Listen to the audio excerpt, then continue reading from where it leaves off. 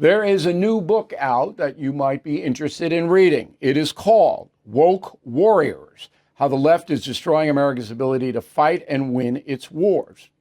And the author of the book, very interesting, he's an attorney and was a JAG, worked as a lawyer in the Army.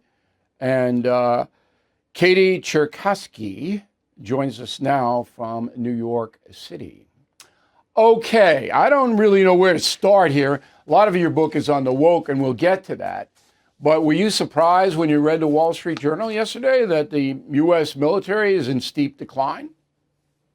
Oh, I'm not surprised whatsoever. This has been known for a long time. They've been facing these recruiting crises for years now, and it's really come to a head while we're in a world position that's very precarious, needless to say. Sure, we got Russia, China, Iran access now. They're all helping each other create world chaos in an aggressive way, and our military is on the decline. But I haven't seen much reportage on this. Have you? No, there's not a lot of discussion, and I think there's not a lot of understanding about how political the military is as an institution. And that's really where in our book we discuss from an inside perspective how the justice system has been essentially become a woke system and enforces laws that we would consider to be part of the woke agenda, much to the detriment of our service and to their readiness from our perspective as well. Well, give us an example of how woke affects military readiness. Well, this is kind of the complicated story that I'll try to make very short here. Essentially, the military is run, of course, by the commander-in-chief, the president, and all of the top military brass are political appointees.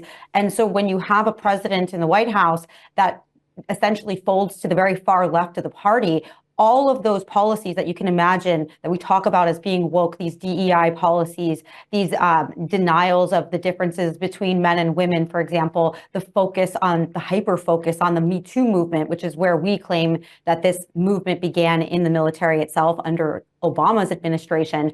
All of these become the priority of the service. They spend untold amount of dollars and hours and resources, and they take people out of their positions in the military to investigate everything that you could possibly imagine that falls under these kind of woke ideas.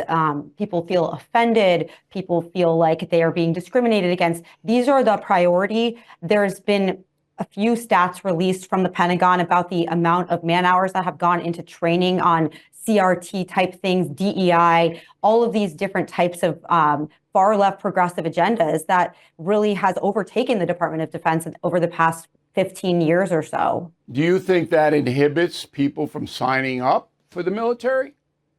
Well, it obviously does. It absolutely does. There have been some studies as well that we discuss in the book that the vast majority of military recruits come from the same small towns across America, come from military families. Right. And many of those people are not encouraging their children to enlist. The recruiting marketing campaigns are aimed at the opposite of what we would think of as a traditional warrior ethos, which many people now find offensive as some sort of toxic masculinity. But when we're talking about recruiting for an organization who's literally meant to fight and win wars, I think that we need to be pretty plain about why that's important. Now, the defense chief is Lloyd Austin. Liberal man, right? Goes along with the progressive. So. Give me your assessment of Mr. Austin. Well, he's one of the biggest parts of these problems here. There is the attitude of the top brass and of the Biden administration when it comes to the military, and many of the actions that have been implemented into the military in terms of the DEI programs and all of that are because of the direct action of the president to instill those policies across the Department of Defense as the number one priority. So we know that, but this Austin guy, nobody knows anything about him. Well, he's incredibly progressive. He's incredibly hyper-focused on the ideas of diversity, on the ideas of what the far left essentially claims to make us stronger. Rather than being General Patton, okay, he's more, well, I don't even know. Last word on this, last question on this.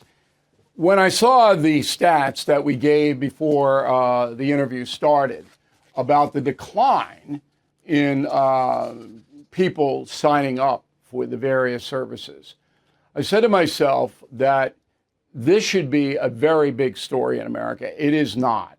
And I have never heard Joe Biden address it as commander-in-chief at all. You don't see him get out saying, hey, why don't you sign up? Why don't you, you love your country, come to your country's defense. Never hear anything like that.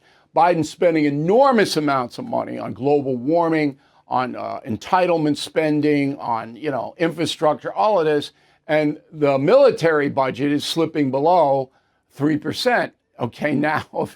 So I'm almost of the opinion that the Biden administration doesn't care at all about this issue, and neither does the press.